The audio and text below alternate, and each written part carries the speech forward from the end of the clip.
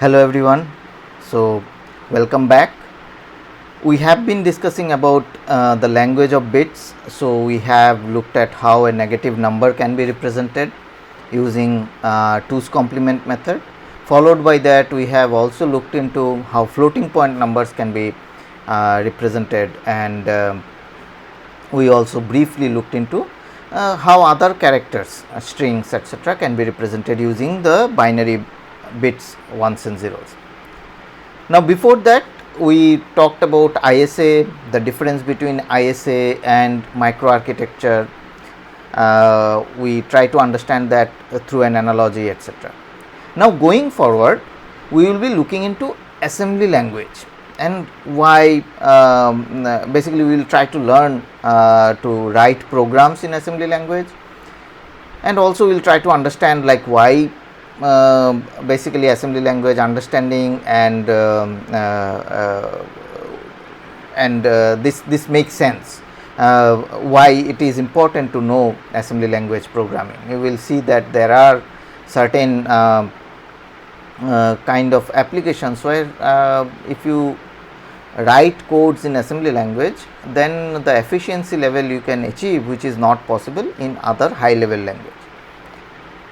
So, what do we mean by assembly language? So, assembly level language is a low level language which is very close to what machine can understand, and the other characteristics of assembly level language is basically typically one assembly instruction can be executed by a program or a processor in one go. For example, I can at high level language I can write something which for the machine to execute it might need multiple steps. But generally for assembly language, the program or instruction will be such simple that a processor can execute them in one go. All right. The other characteristics of assembly language let me highlight in here. So basically, we are starting our discussion on assembly language.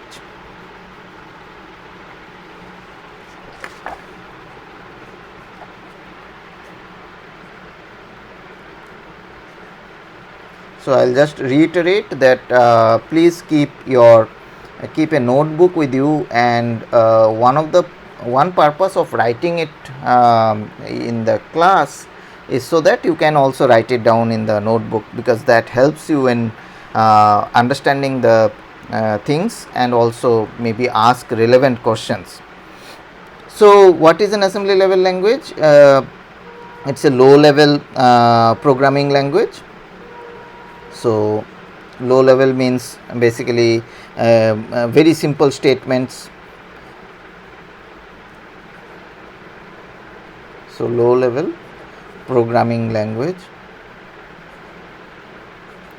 it means the statements are very simple, one machine instruction at a time.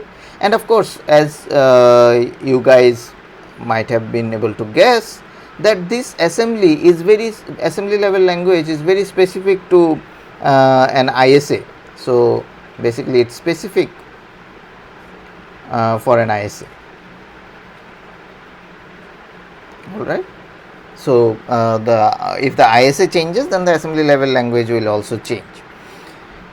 And basically this assembly language refers to a family of low level programming languages. So assembly language refers to a family of low level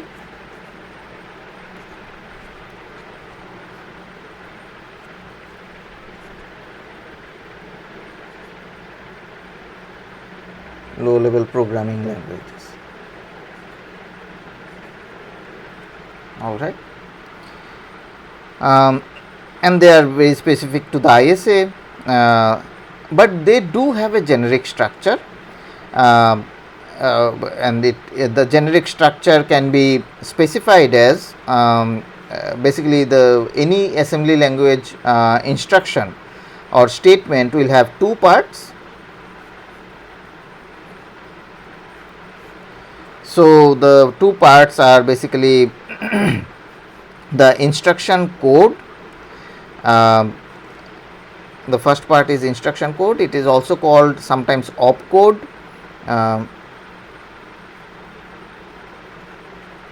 So it essentially represents what the instruction should do. So basically it is called opcode or basic machine instruction that need to be done. For example, add, subtract, multiply. So these are the opcode part. And then the second part is basically a list of operands.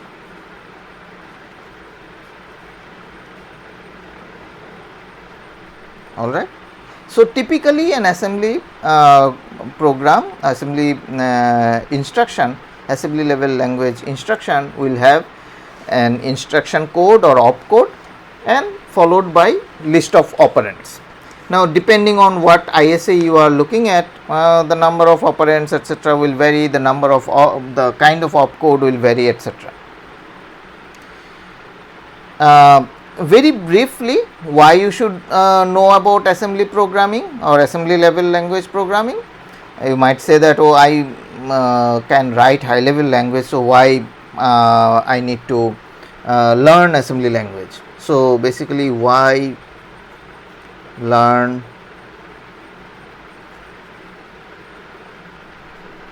assembly language?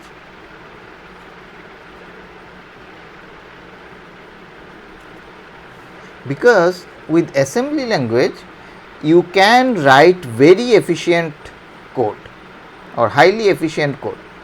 So essentially what you are trying to do, you are writing codes which are very close at the hardware level. So and you are exploiting maybe many nitty-gritties of the ISA. So with this information you can write very highly efficient codes which will not be possible to write at a high level language. Sometimes basically if you have a bottleneck in your application and you want to get rid of that, then basically writing that part in assembly might solve your purpose. Similarly, the basically device drivers or sometimes some small operating system things you need to write, and that you can write at assembly level language. There are other very small let's say handheld or portable computers or IoT devices where the platform itself will be so stripped down version that it might not have any support for high level language. So in those cases, for IoT applications, maybe you need to write code in the assembly level language. So that's why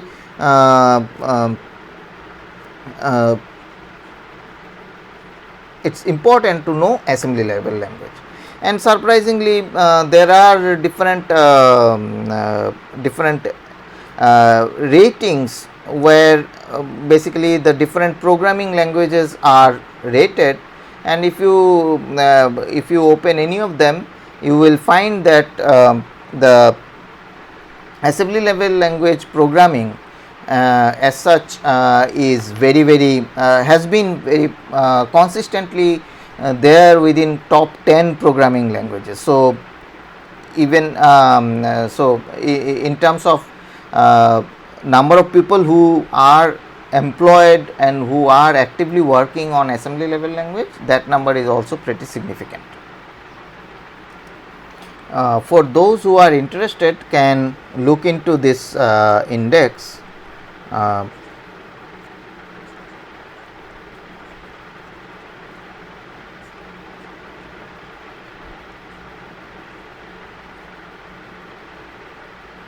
So this index actually lists all the relevant or ranks the different programming languages, and you will find that assembly level language has been there in top 10. So basically for that reason also you should know about assembly, and as I said, like many of the IoT platforms, etc., where you need to write your codes in assembly only. Okay, now so before we move forward, one key thing I want you guys to keep note of is that the assembly instructions have two parts, basically the opcode and a list of operands. Now, depending on the ISA you are looking at, so remember our discussion on ISA, this can be done in with lot of different ways. So, for example, where from your operands coming and where is your data getting stored. So, based on that, let's see what are the different variations and how actually for different ISAs or how ISA actually defines this this thing for a processor. So, the question we are trying to answer here is, where do operands come from and where do results go?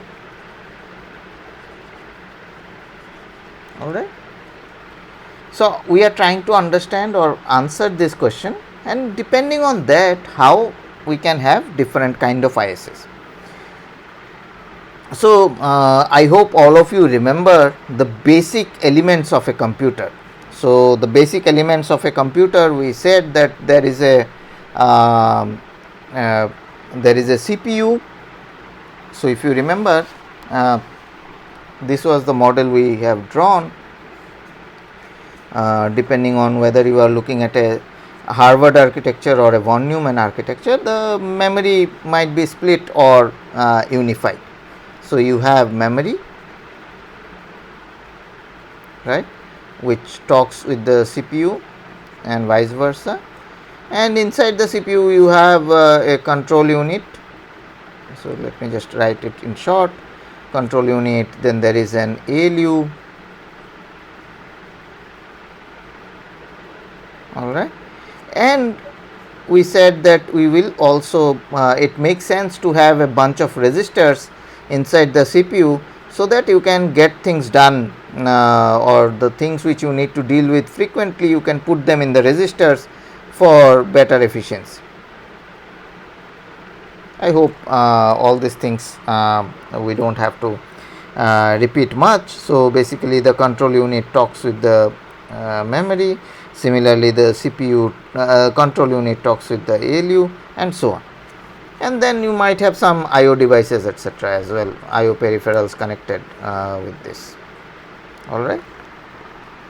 So, this is our typical processor which we are familiar with.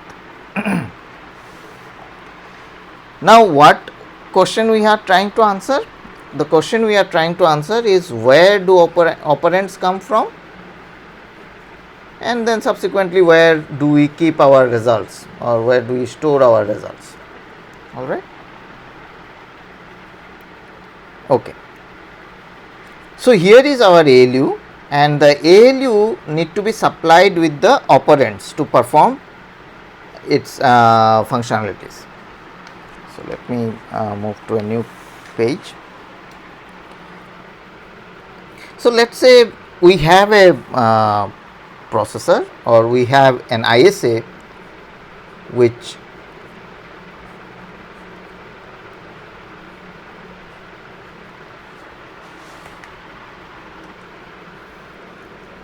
okay. So, we are talking about an ALU, and in an ISA, let us say the way the operands are accessed. So, let us say this is our ALU and this is our memory, right.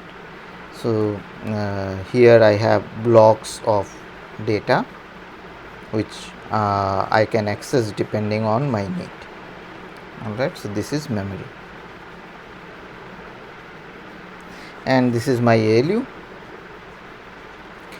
So remember, the question we are trying to answer is where are the operands coming from and where the data is getting stored. Now let's say we have a system, or we have an ISA which is defined for a particular type of memory which is called stack memory. So I hope many of you might be aware of what is a stack. So stack is a basically a block of memory or several blocks of memory, and the only advantage of stack kind of memory is that you don't need any elaborate arrangement for pointing these blocks of memory. So otherwise, if I have a block of memory, I have to have some kind of an addressing scheme to read this block, read that block, and so on, right? So I have to have some kind of a index to say that okay, this is my block number 1, block number 2, or I have to have some kind of an addressing mechanism. In case of stack, generally you can have several different kind of stacks, but commonly used stacks have a stack has this convention that the data is pushed from top and then it's read from top as well, basically popped. So basically, if you see that if I want to push some data, so I will push the data first here, and then if I have a new data, then I will push this previous data further down and the new data will come there. If I need to push further, I will do that. And similarly, when I need to read, I will read from the top, and then basically I will pop the data from here, and the next time I will push the data upwards and read the next one, and so on. So it's also called first in, last out. So just take this example of, let's say I have a stack, and in this stack I have pushed a value A, and then if I immediately want to pop, then I'll be able to read A, right? Now let's say I did this few steps. I pushed A, then I pushed B, and then I pushed C. So what will happen? So A will be here, B will be here, and C will be here. Now if I do pop, then what value I will pop? I will be popping C. So if I just write pop, then in the location where I want to store this value, I will pop C and put it there. Similarly, if I write down pop again, then B will come out, and then A will come out. So basically, whatever I have pushed first, that will come out last. So that's why it's called first in, last out. All right, FILO. Now let's say, so why we need to understand this? So let's say I have an ISA where the operands are coming from a stack. Now how they are coming? Let's say I have a stack memory defined which has only depth of 2. So basically 2 blocks can be kept here. So the first operand comes from the bottom element of the stack, and the next operand comes from this this element, top of the stack. All right, and the result is also stored at the top of the stack. All right, so I can have a processor like this. Now what are the advantages of this processor? So you see that I don't have to name any operand here. So I can just write as an instruction, an assembly level instruction can be add, I don't have to specify any operand. I don't have to specify where the result will be stored, what are the operands, because I know by default the operands are these two elements of the stack and the result is also stored in this stack itself. So, think about it, if I want to design a very low cost processor where I don't want to put any fancy addressing and all these things, I can pretty much use this kind of a strategy where I know without explicitly mentioning where are the operands coming from and where the result is getting stored. All right.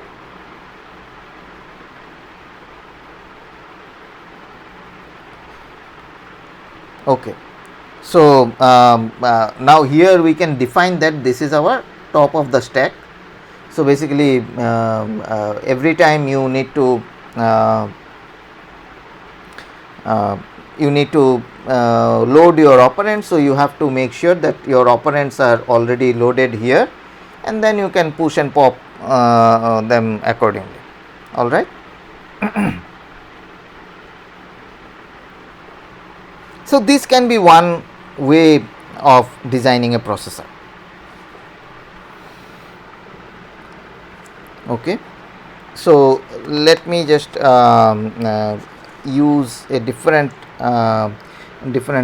paper to summarize this thing. So, basically we have discussed about a stack based system. So, in the stack based system we have the ALU, all right, and the operands are coming from the stack and the result is also stored back in the stack, and we are saying that and this is the top of the stack. Now, the stack may be deeper, so you might have more memory in this stack depending on your need, etc. So, this is how my processor is designed, and then I have my extra memory, so which I am not accessing directly from the processor in this example. So, this is my processor, and this processor we will call it as a stack based processor. All right. Now, another example can be this ALU takes one of its operand from a fixed resistor. So, how will this processor look like? So, we have the ALU. So, we have a fixed resistor where from one operand is always coming, and then the other operand, let us say it is coming from memory. All right. So, we have our memory here. So, let us say these are my blocks of memory, and the other operand is coming from here. And how about the result? The result is again stored back into this resistor. So, this resistor is called accumulator.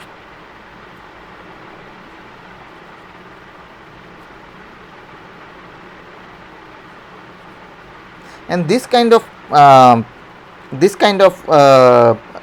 arrangement where the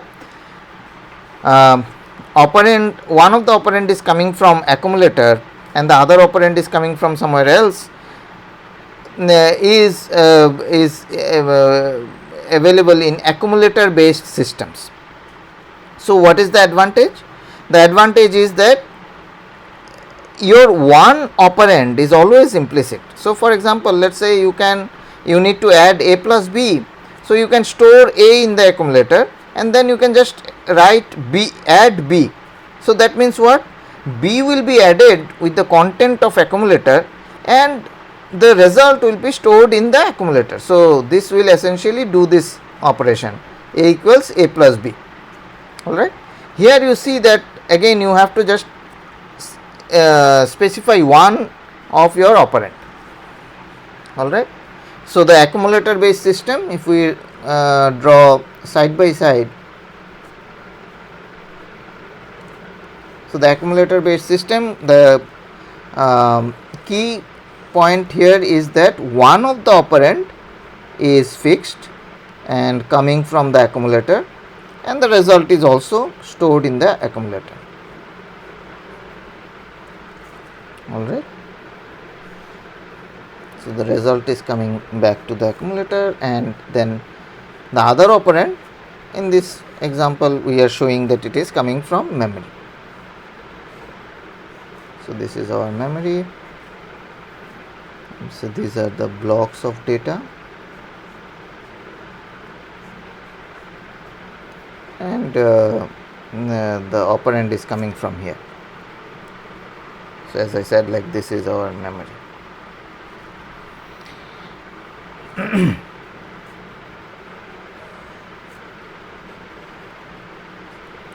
This resistor, which is always by default and one of the operand is called accumulator. All right.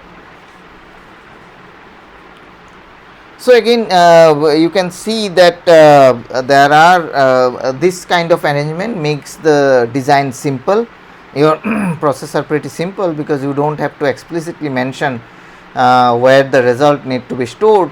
The result is by default stored in this accumulator, and also for simpler processor this might look like a very good option.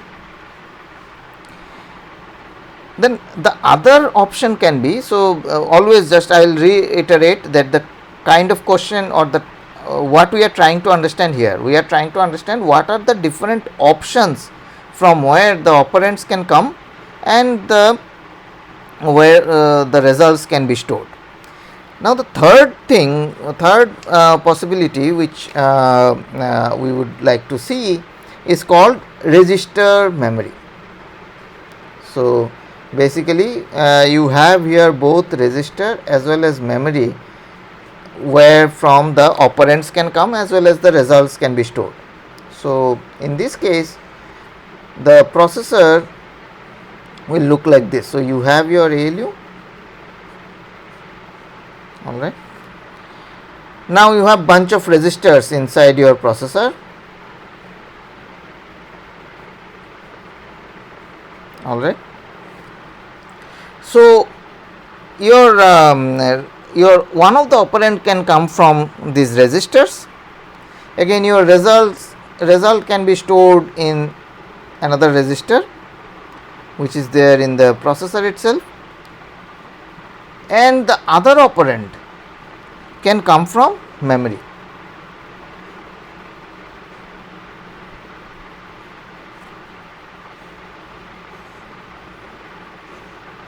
So, this is our blocks of memory. So, let us say the other operand comes from the memory. So, what is the how this kind of instructions will look like? So, here if I want to do some, let us say, add a plus b kind of thing. So, first I will have to load a to a particular register. Let us say a general purpose resistor R1 is loaded with the value a, then let us say the other operand is coming directly from memory. So, basically you can write down the instruction, assembly level instruction like this, that R1 is okay. So, let us say I need to store the result into another general purpose resistor R2. So, I can write down R2 equals R1 plus the memory location which is there. So, basically here you see that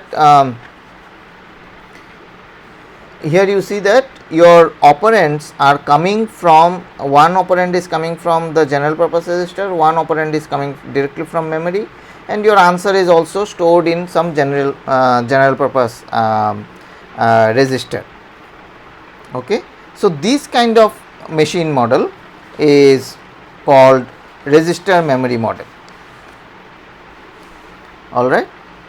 And then the third case can be both all the operands are coming from resistor itself.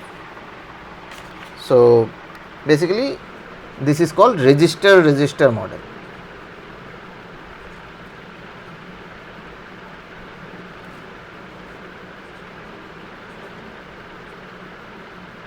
So, in the resistor model, you have your processor,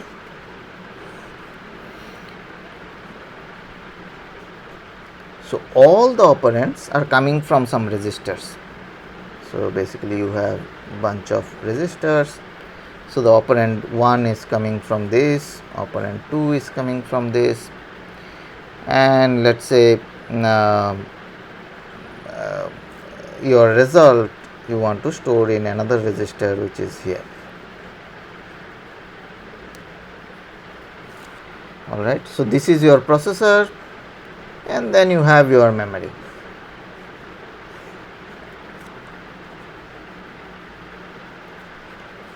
So, understanding these details is important to write down appropriate assembly code, because if you do not know how your processor is dealing with the operands or where the results are stored and where the operands are coming from, you will not be able to write down the assembly code, because you do not know like how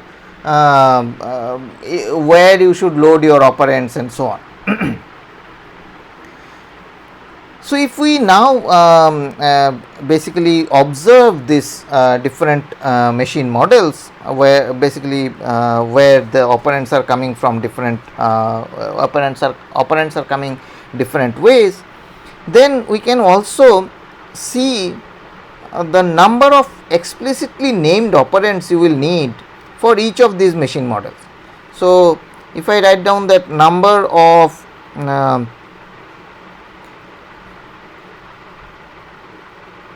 explicitly named operands,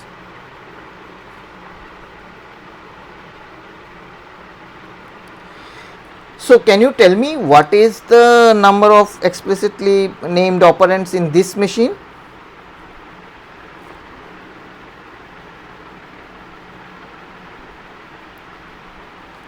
You see that we are basically storing the operands in the stack, and the result is also going back to the stack itself.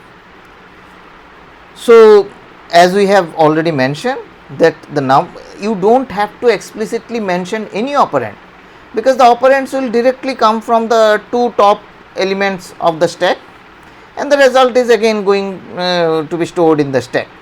So, the number of explicitly named operand in this case is 0. So, that makes our assembly programming little compact, because you do not have to mention about any operands. You have to just mention about, let us say, the operation you want to do, add, subtract, multiply or whatever, right.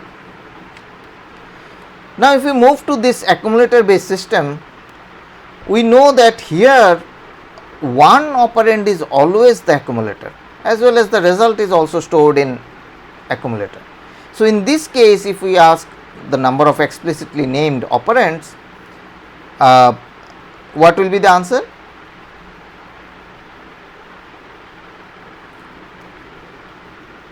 The answer will be 1, right, because the other operands as well as the result is by default the accumulator. Okay. Now, let us come to the third one and this is our resistor memory machine model. In this case,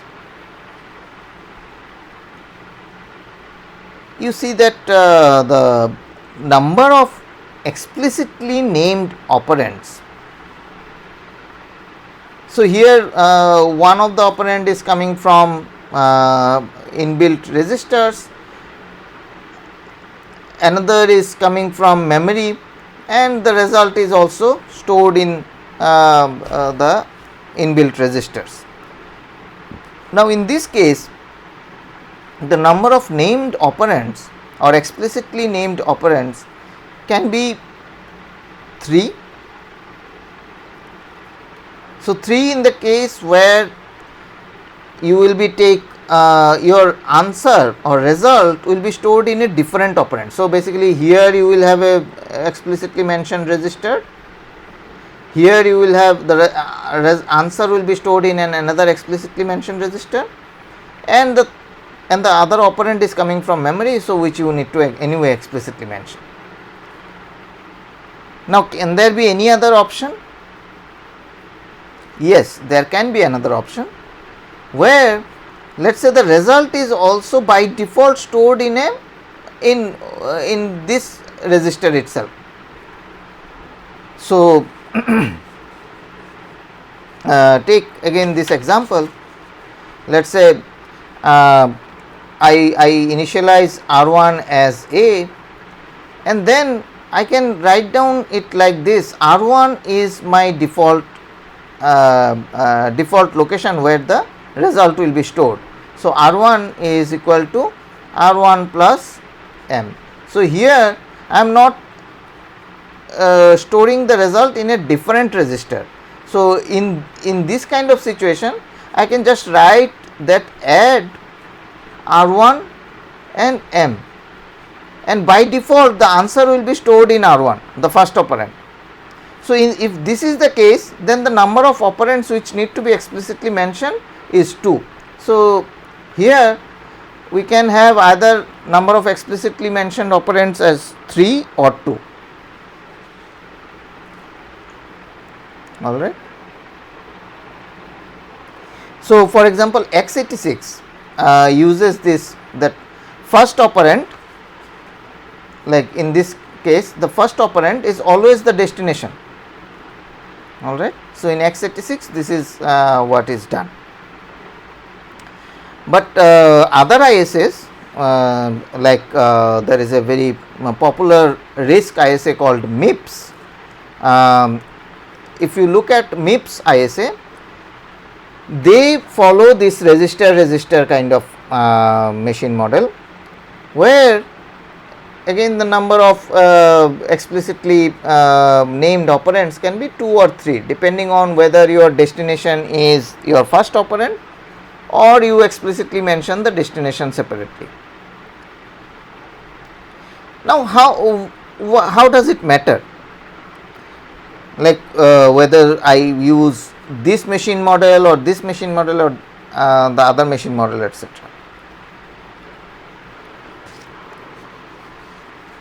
All right.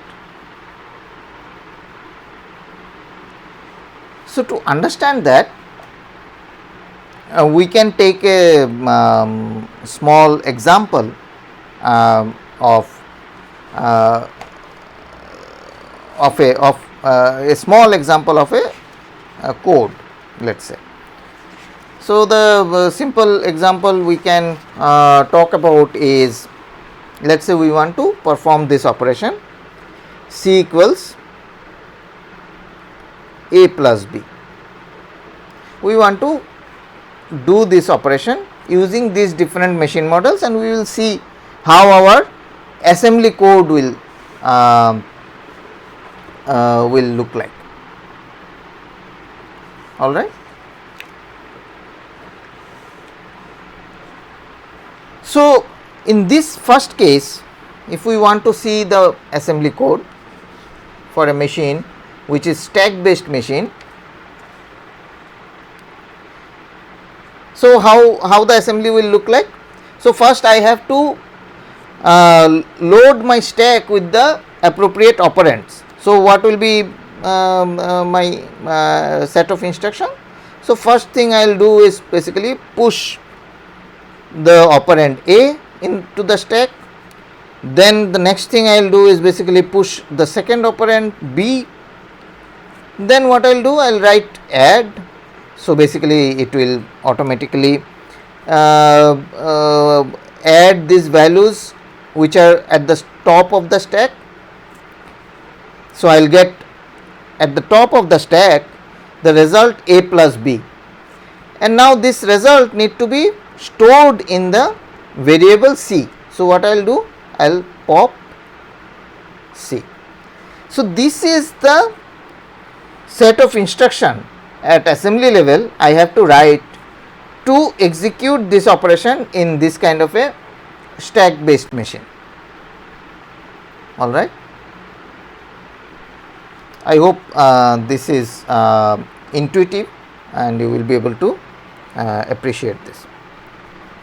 Now, if I have this second machine where we have this accumulator, so what we have to do, again we will be using accumulator to perform this operation only, accumulator based system.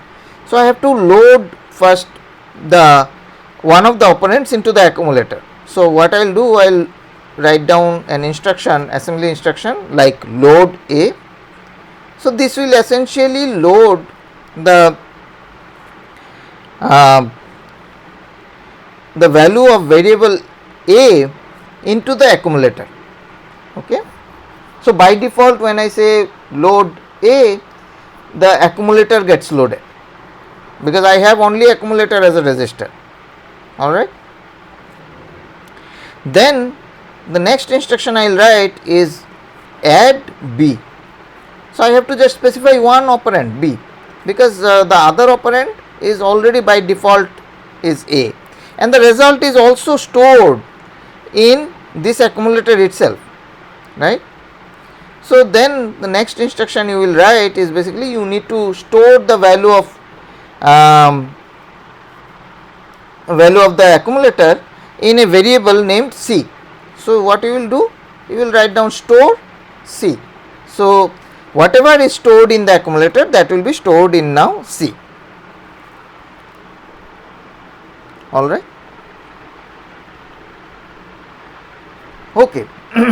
Now, going forward, if we look into the resistor memory kind of arrangement, then what we will do, we will first load the value of variable A into, let us say, the resistor R1.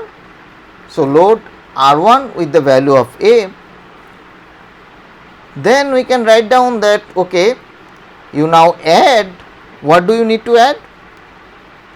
And you store the result in a resistor R3. What are the values you should add? You should add R1, which contains the value of A, and the other value B you can directly fetch from memory, because here you can access memory and memory can be one of the operands in your ALU.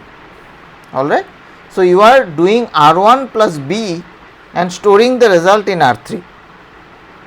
Then basically the result R3 needs to be stored in the memory location C. So, you will be writing store C. Basically store, you have to specify that what you need to store. So, you need to store R3 into C.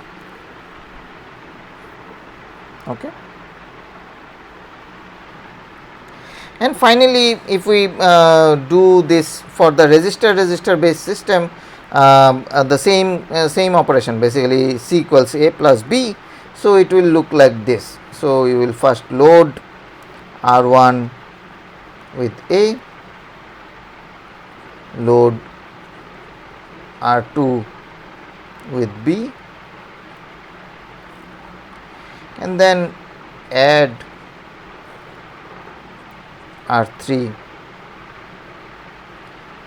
basically store the value of this addition into R3, and what all you will be adding, R1 and R2, and then finally you will write store the value of R3 into C.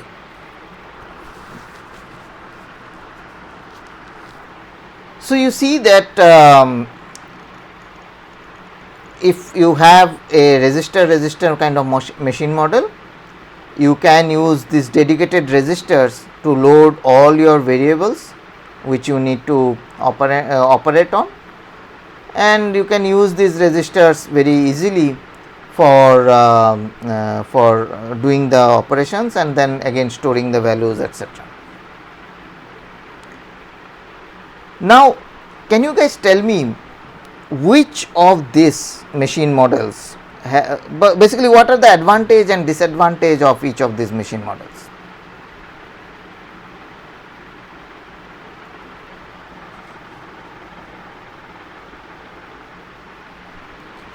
So, it looks like that you are doing lot of work here. You are loading all these variables into different resistors, and then you are performing the operation. Whereas here you are at least in this accumulator based system, you are loading the value in the accumulator and another value in one of the you are resistor from directly accessing from memory and storing. So, this looks much simpler in terms of length of the assembly code and all these things.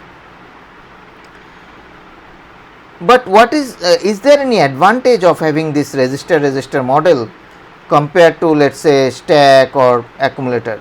As I said, like of course, here you are putting lot more resource because you are having lot more resistors, then only you will be able to basically load your variables into those resistors, whereas here you don't have, you have a much simpler hardware here or here, right. So, here your code looks complicated, your hardware is complicated, so why at all we are doing it?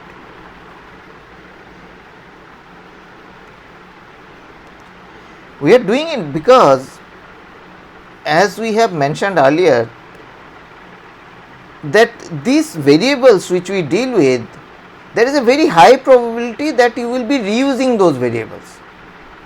Now, if that is the case, let us say I load my variables a and b into R1 and R2 once, and then whenever I need to deal with these variables a and b, I can just use the resistors R1 and R2, and assuming that I have enough number of general purpose resistors. So, whatever number of variables I am dealing with at any particular time, hopefully I will be able to use a general purpose resistor to store them, and that helps me in doing subsequent operations once I have loaded these values once.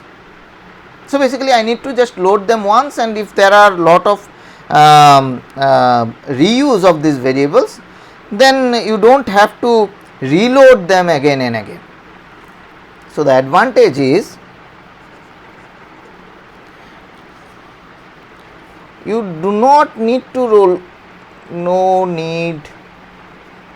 reload in case of reuse. All right.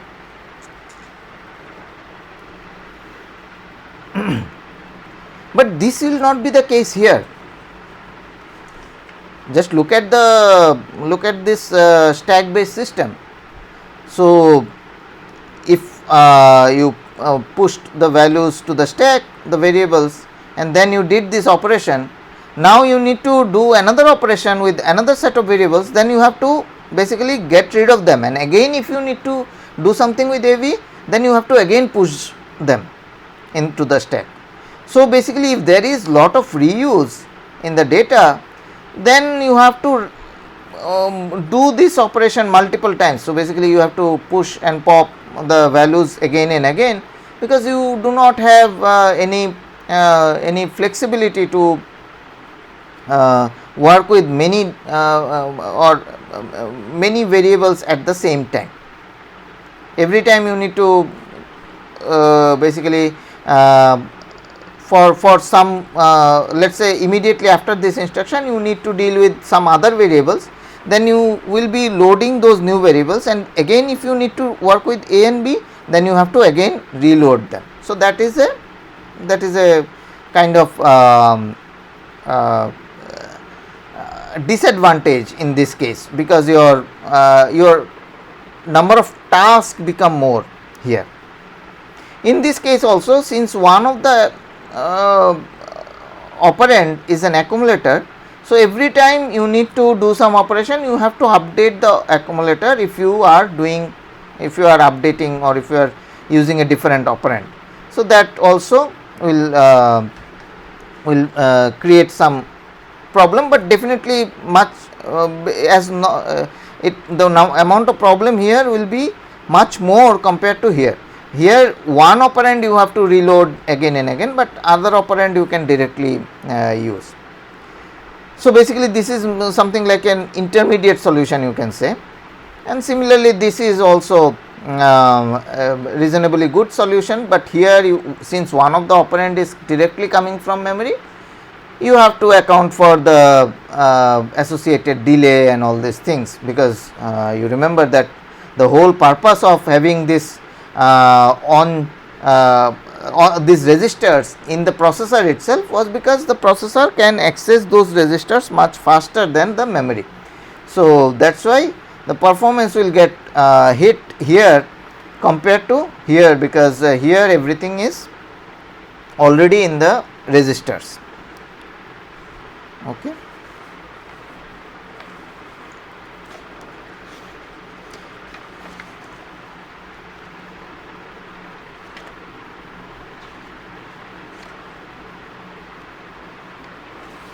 All right.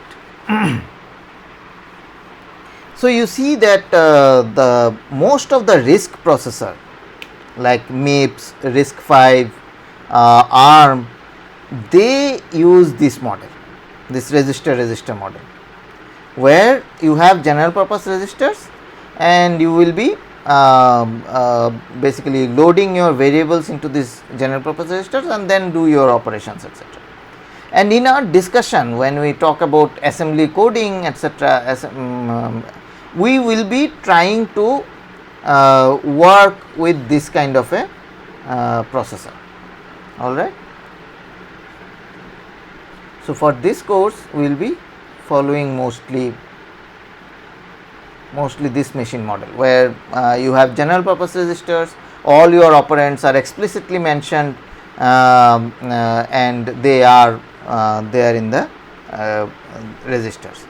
And as I mentioned, the advantage is that you can reuse, and that gives lot of flexibility in your program, as well as you get a significant amount of efficiency here. If you had a very simple, very low cost solution processor, then maybe you need to program it in this way. If it is a stack based processor, similarly accumulator. So most of the microcontrollers, etc., you will see that they have mostly accumulator based machine models. If some of you have dealt with Arduino, etc., and have written assembly code, you can verify that. So maybe it will be an interesting exercise. All right. So now to basically before we wrap up, I want you guys to do an exercise. In this exercise, the objective is to evaluate. Let me write it down here. The objective is to evaluate this expression, A plus B multiplied by C. So we need to evaluate this expression, and we have to evaluate this in a stack based processor. So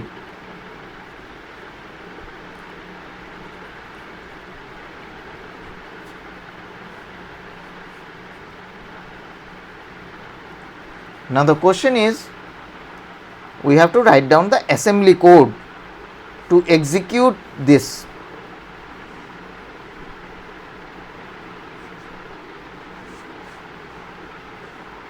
Okay. So please do it yourself.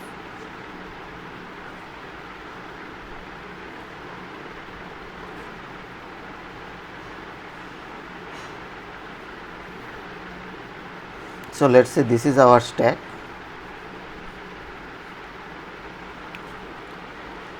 So what we will do, we will first write down push A, because we have to push the value. So if this is the top of the stack, then A will be here, at the top of the stack. Then we will write down push B,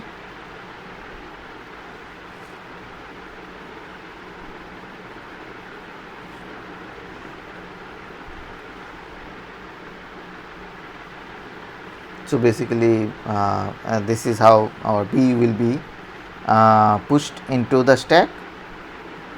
All right. Now the next thing we will be doing is you remember that we have to evaluate this A plus B multiplied by C. So we have to first do B multiplied by C. So we have to now push C as well.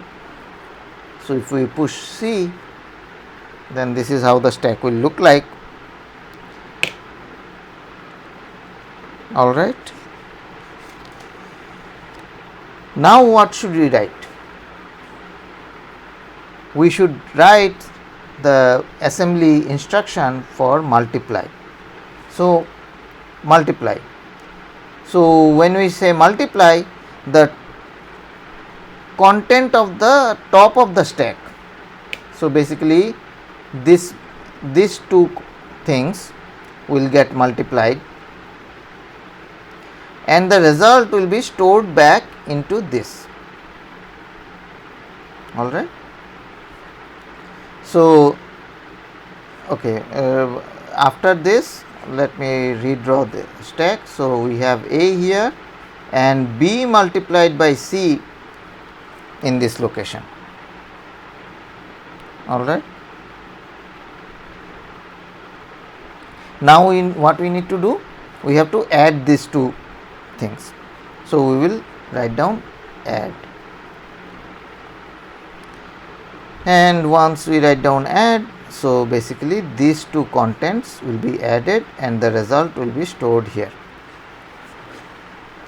So at the end of this add instruction, we will have our stack where we will be having A plus B multiplied by C. All right. So hope this makes sense. So I will encourage you guys to basically try to explore this kind of things and solve this kind of examples as much as possible, and we will resume our discussion from here.